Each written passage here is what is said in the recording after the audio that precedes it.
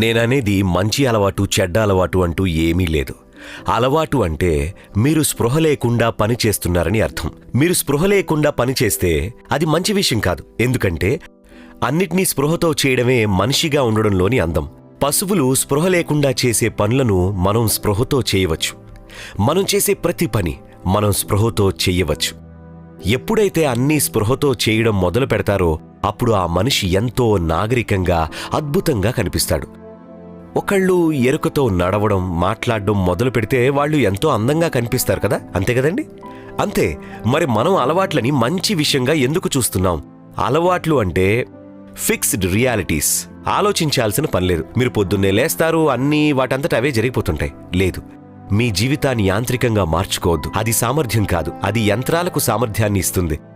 కానీ ఇది మేధస్సుతో చైతన్యం కలిగి ప్రవర్తించాలి.